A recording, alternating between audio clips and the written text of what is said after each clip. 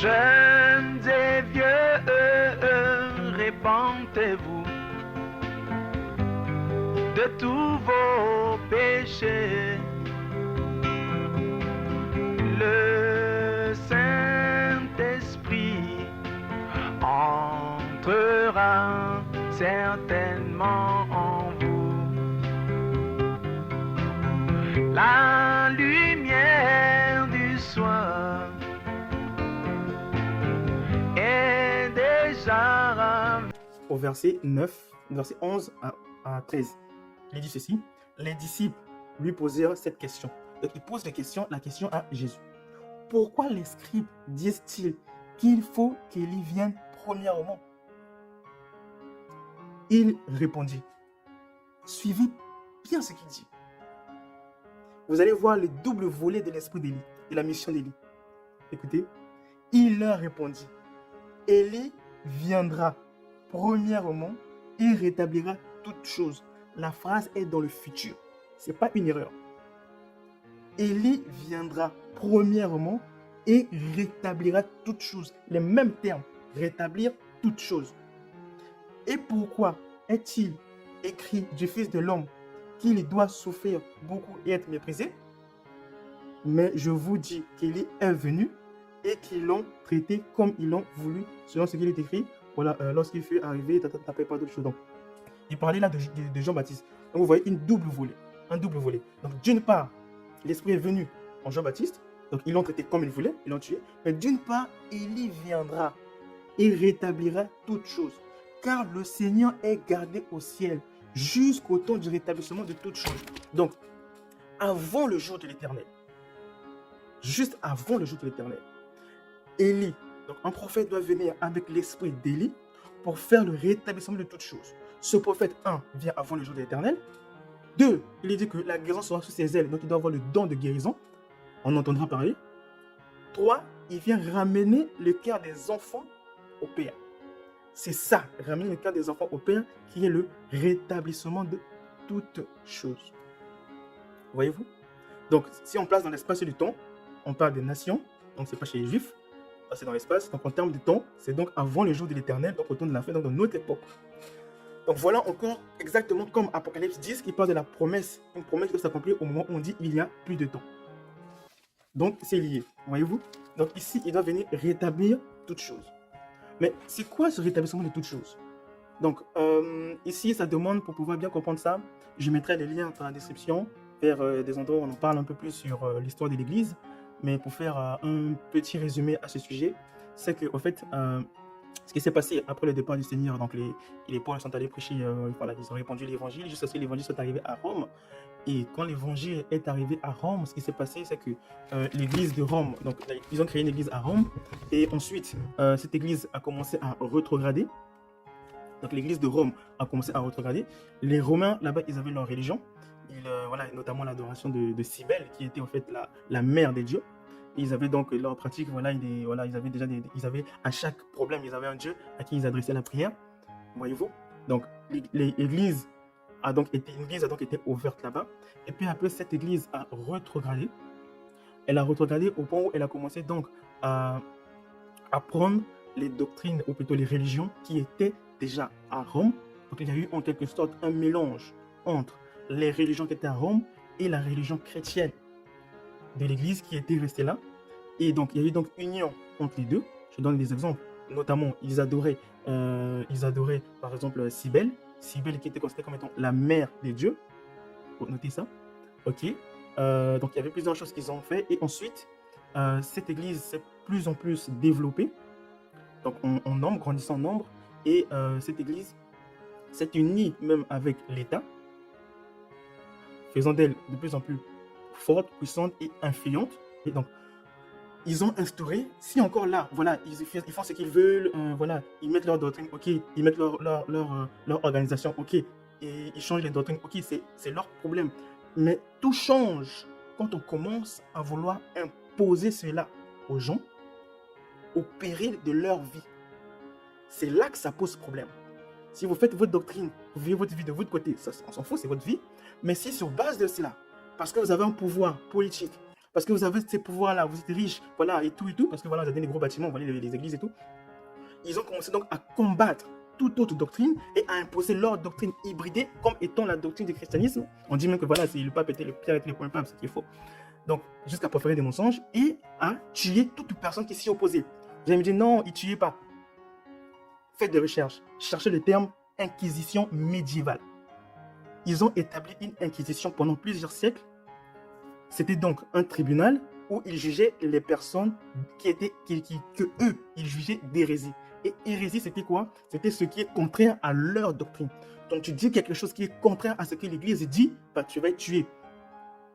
Ah oui, c'était la persécution des chrétiens. Voyez-vous? Donc, comme ça a étouffé le christianisme, ça a étouffé la sainte doctrine que le Seigneur avait laissée. Et du coup, seule l'Église romaine avait donc le pouvoir et l'autorité. Il y a des grades et tout, donc vous n'avez pas librement le Saint-Esprit qui s'exprime clairement, librement d'individu à individu. Vous devez vous soumettre uniquement à ce que ceux qui sont plus élevés selon l'ordre ont dit. Donc ainsi, le Saint-Esprit se retrouve lié. Et voilà la démolition qui a été faite et la persécution des chrétiens. Ils ont mis en place l'Inquisition. Quand tu disais quelque chose qui est contraire, alors tu te faisais exécuter. Vous allez me dire, non, c'est pas vrai. Oui, cherchez le mot Inquisition. Tous ceux qui s'opposaient à eux, bah, il est jugé. Je pose une question, faites la recherche. Qui a tué Jeanne d'Arc? Qui l'a accusé? C'était l'évêque Pierre Cochon. Et elle n'a pas été tuée en cachette. Elle a été brûlée en public. Vous voyez? Ils ont mis en place des indulgences.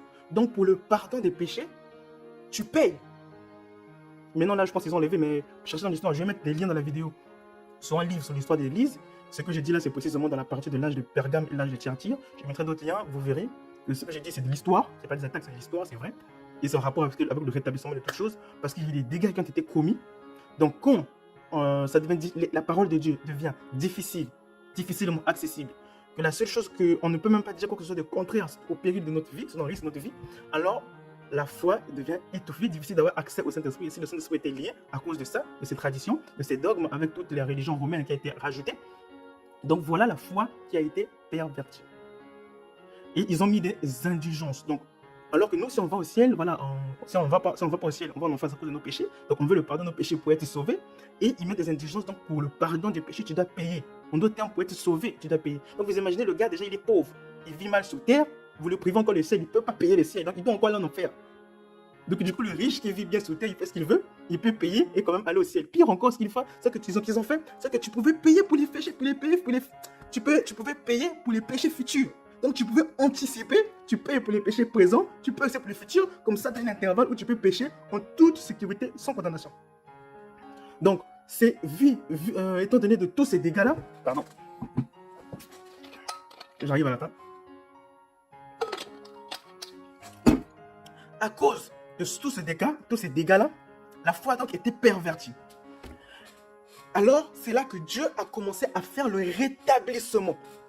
Il a envoyé un premier messager, un réformateur, la réforme. C'était Luther. Luther dit non, vous ne pouvez pas dire aux gens qu'ils doivent payer pour le salut. Alors que dans les Écritures, le salut, c'est par grâce. Alors Luther vient avec la célèbre phrase « Le juste vivra par la foi ». C'est là que commence le rétablissement. Dieu commence à rétablir peu à peu la sainte doctrine. Parce que les apôtres croyaient à un seul Dieu, le Seigneur Jésus-Christ. Ils croyaient au baptême, au nom du Seigneur Jésus-Christ. Il y avait une certaine doctrine qui était là. Le juste vivra par la foi. C'est une écriture. Donc tout cela, on n'est pas sauvé par la loi, par nos œuvres. Donc il n'y a pas à faire des pénitences, chicoter, non. On est sauvé par la foi au Seigneur Jésus-Christ. On est sauvé par la grâce.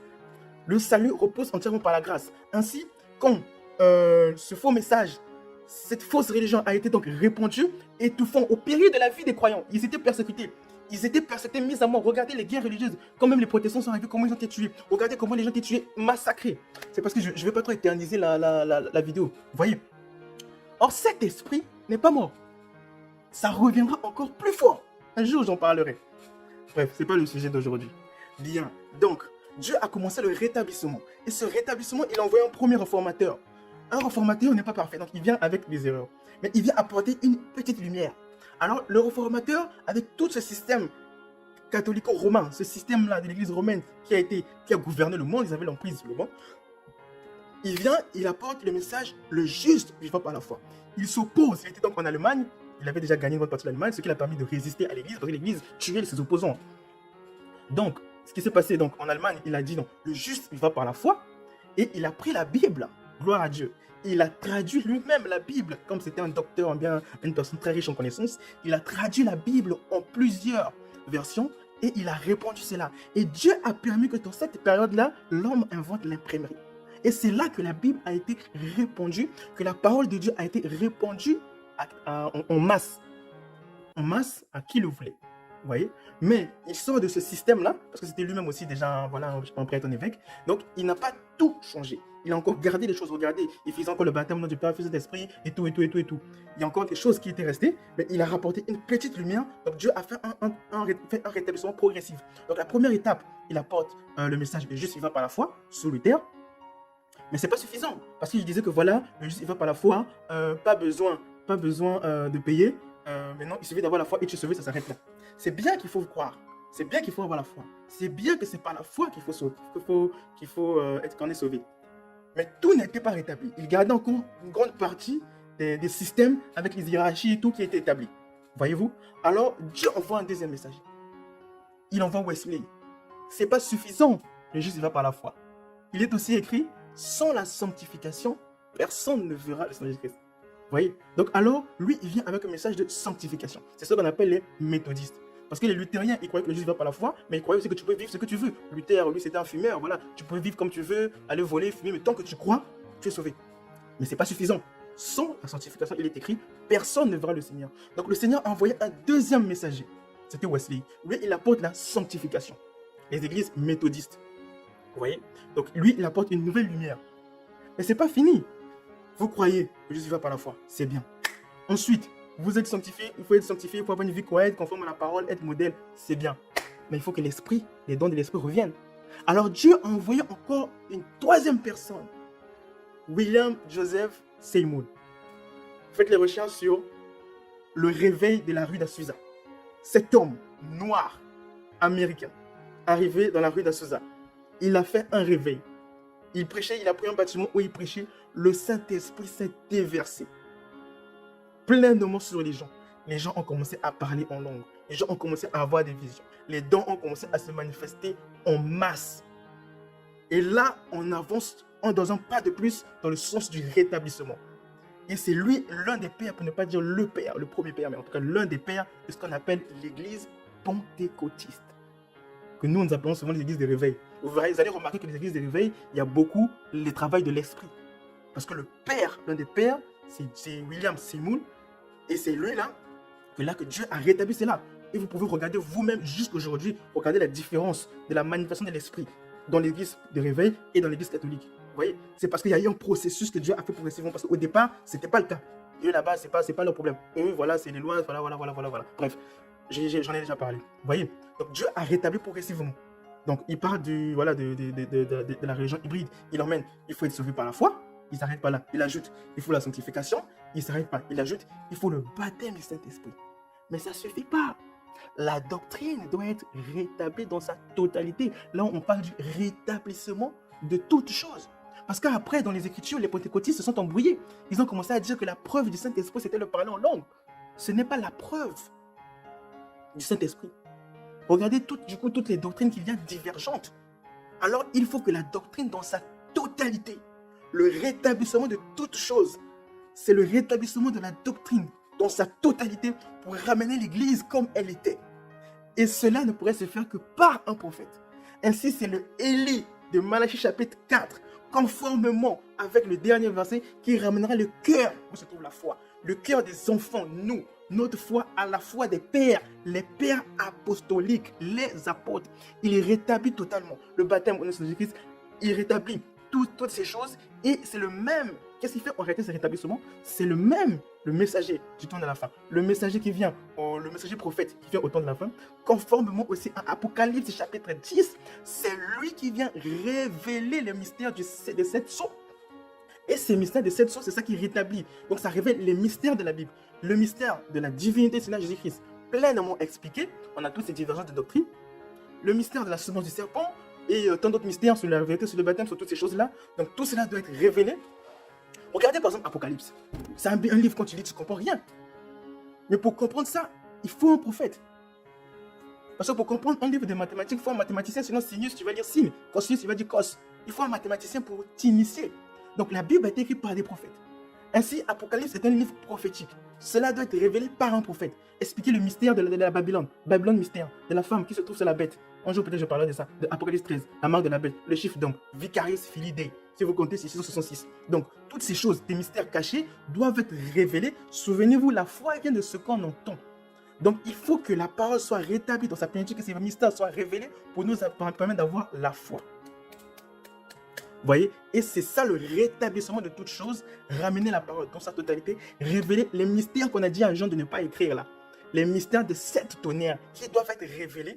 Et c'est ça le rétablissement de toutes choses, nous ramène à la foi apostolique et prépare un peuple pour l'enlèvement. C'est là où se trouve la foi de l'enlèvement et nulle part ailleurs. C'est dans l'exigence de Dieu pour votre époque. Donc c'est important de connaître le programme de Dieu, de connaître les messagers que Dieu envoie et de reconnaître la parole que Dieu envoie à votre jour, de suivre son programme, sinon vous serez hors contexte. Parce que de l'autre côté, on vous posera la question, avez-vous cru, êtes-vous sauvé ou pas?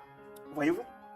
Donc, c'est donc un peu cela pour dire que le messager du temps de la fin, Élie, qui vient rétablir toutes choses, conformément à ce que Paul dit aussi, de rétablir toutes choses, à ce que le Seigneur même dit que Élie viendra et rétablira toutes choses, conformément à Matthieu chapitre 4, que c'est le prophète Élie, et conformément à Apocalypse 10, il a révélé les mystères. Et j'en connais qu'un seul qui est venu révéler ces mystères, qui est venu nous parler des 7 tonnerres, des 7 sceaux, de venir nous parler de ces choses, de révéler la mission de la divinité, nous parler de théophanie, nous parler de Dieu avant la création, dans l'éternité, des programmes de Dieu, tout et tout, toutes ces choses, les mystères des dimensions et toutes ces choses, tous ces mystères cachés. C'est la seule personne que je connais qui nous a apporté cela, c'est notre bien-aimé dans la foi, pas notre Seigneur, pas notre Dieu, mais notre bien-aimé dans la foi, le prophète William Marion Branham. Et c'est celui-là, né en 1909, dans le Kentucky. Et en l'an 33, un ange lui est apparu alors qu'il baptisait la 17e personne, lui a dit, comme Jean-Baptiste a été envoyé comme précurseur de la première venue, tu seras envoyé avec un message pour préparer la seconde venue. Donc le retour du Seigneur, le jour de l'éternel. Vous voyez? Et c'est lui là, le 28 février 1963, il a rencontré des anges qui l'ont rencontré et qui lui ont apporté la révélation des 7 tonnerres, des 7 sceaux. Je n'ai pas sur moi là, mais je mettrai la photo quand je vais traiter la vidéo. Donc, il nous a apporté la révélation des 7 sceaux et la révélation des mystères cachés dans la Bible. Et c'est ça qui est donc le programme de Dieu pour nous aujourd'hui. Donc voilà, juste une petite parenthèse, je pense que j'apporterai ça peut-être un jour après. Voilà, donc cet esprit-là qui s'est réveillé, c'est aujourd'hui, on le voit attendri. Voilà, on va dire non, c'est pas vrai, ils n'ont pas tué les gens durant les âges et tout, c'est pas vrai, c'est une église hyper, voilà, docile. Et cet esprit est caché, et semble s'être adouci, mais selon le mystère, on en parlera peut-être après, cela reviendra. Et quand cet esprit reviendra, il reviendra plus fort qu'avant, et c'est là qu'il mettra sa domination sur tout. Car souvenez-vous, Apocalypse 13 dit qu'il fera à ce que tout le monde, grand, petit, riche ou pauvre, ait la marque. C'est ça, quand on vous parle de communique là, oui, ça paraît doux aujourd'hui, bien, on est en amour, on est tous ensemble, oui. Mais cela est une pression qui viendra avec force pour qu'elle ait l'emprise sur tout. Et toute personne. Donc ce que vous avez vu, c'est l'Inquisition. Cherchez, hein, Inquisition médiévale. Ce qui s'est passé à l'Inquisition sera moindre que ce qui va être passé, ce qui va arriver. Et ainsi, l'unique moyen, vu que ça va être une pression internationale sur tout le monde, l'unique moyen de s'en sortir, ça sera l'enlèvement. Donc il faudra la foi de l'enlèvement. La foi dans l'enlèvement caché dans ces 7 tonnerres, dans ces 7 tonnerres, révélés par selon conformément à Apocalypse 10. Donc, il faut la foi dans l'enlèvement pour être enlevé. Vous voyez? Donc, il est plus tard que nous pensions. D'ailleurs, même le prophète parle de la venue d'un pape américain qui devrait faire ces choses. Est-ce que c'est celui qui est là? Je ne sais pas. On verra bien si quelque chose s'est accompli en lui ou pas. Mais par contre, même ça, la mort nous guette tous les jours. Donc, il est important d'être prêt. Il est important d'être conforme au programme de Dieu, car il y a une évaluation de l'autre côté. Et là, personne ne te tiendra la main. Ni ton père, ni ta mère, ni ton pasteur. Tu te tiendras seul sur ton lit. Et quand tu traverses de l'autre côté, il te faudra rendre des comptes. Alors, où passeras-tu ton éternité? Donc, que Dieu vous bénisse. Jeunes et vieux, répentez-vous de tous vos péchés. Le Saint-Esprit entrera certainement en vous. La lumière du soir